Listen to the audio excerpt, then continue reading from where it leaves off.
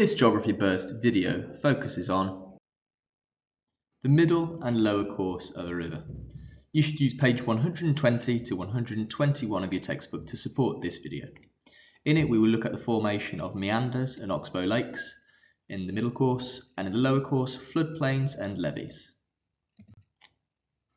Firstly, we need to describe, which is say what you see.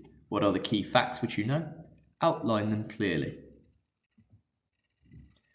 So the middle course of the river is the middle third.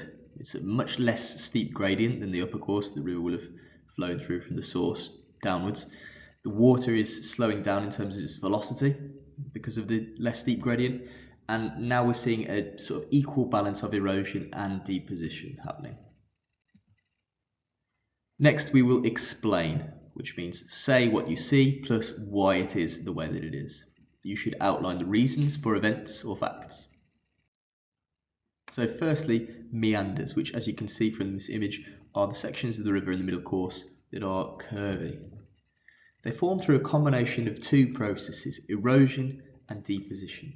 This form of erosion is lateral, which means to the sides of the river, attacking the river banks, unlike the vertical erosion that we see in the formation of V-shaped valleys in the upper course. As the water moves through this section of the river, naturally the faster flowing parts of the river are pushed to the outside of the bend. As the water is moving faster, it has more energy, therefore erosion is the dominant process on the outside, as you can see in the diagram here.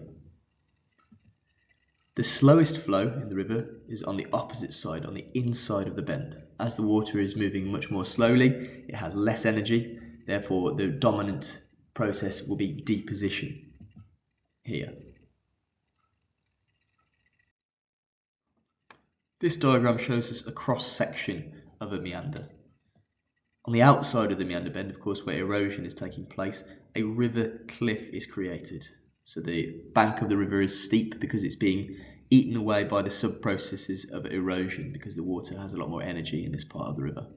On the inside bend, however, we get more deposition than erosion, which creates a natural gradient, and a slip-off slope is formed, creating this asymmetrical view of a river from this angle. As the two processes of erosion and deposition continue, the meander changes shape. It migrates across the valley floor, becoming more extreme and more curvy as erosion eats away on the outside bend, but deposition fills in the river and creates more land on the inside bend. The neck of the meander, which is the gap between the two ends of the curvy section, they close as the meander becomes more and more extreme until eventually, often during a time of flooding, the river will break through this section of thin land, so the meander's neck is broken. When the river erodes through the neck of the meander, the channel becomes straight again, so that curve is now cut off, and over time it becomes completely cut off from the main channel of the river because deposition fills in the side of the riverbank, and this is when we get an oxbow lake forming, which was this curved horseshoe shaped lake on the side of the river. Eventually even that lake will dry out because of deposition and leave a scar in the land. So now we need to describe what the lower course of the river is. The lower course of the river is the final third of the river after the upper and middle courses. This can be characterized by an incredibly flat gradient as it's moving quickly towards the mouth of the river where the river will end and flow into the sea or a large lake. The water is slowing completely down, so it's not moving very quickly at all. So there is a lack of energy in the water, so deposition is the dominant process that occurs here. And next we'll explain our two landforms that are created in the lower course of a river. Firstly, floodplains. So floodplain is the area that is either side of the river in the lower course, a wide flat area of wet, marshy, swampy land, and it's made up of what we call alluvium. Alluvium is fine sediment, so silt, that's deposited by a river during a flood. So alluvium makes for a really rich, fertile source, so we see a lot of farms built on floodplains because of the fertility of the soil, but also because it's relatively low value land. We wouldn't be likely to see houses or other infrastructure built in this area, because if it does flood, then that's a high risk.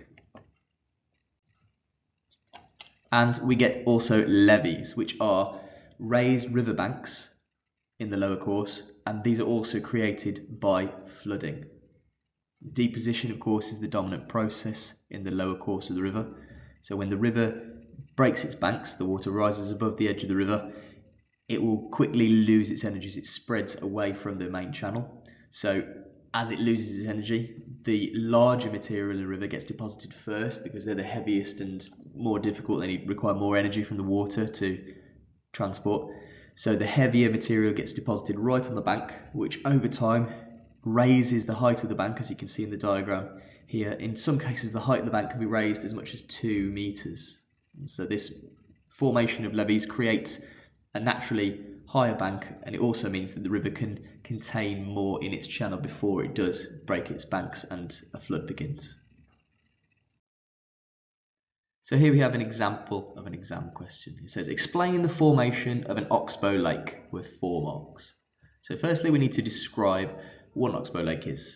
An oxbow lake is a landform that is created when a meander loop is cut off from the main river channel. And then we need to do what the command word of this exam question says, which is explain. So a meander is a curvy section of a river found in the middle course, which becomes more curved over time through erosion and deposition. The outside bend of the river contains fast-moving water that erodes the bank, whereas the inside bend contains slow-moving water that deposits material. Eventually, the neck of the meander is so tight that the river breaks through during a flood, forming a straight channel. Deposition cuts off the old meander loop, and the landform left is an oxbow lake. Geography. Know your world.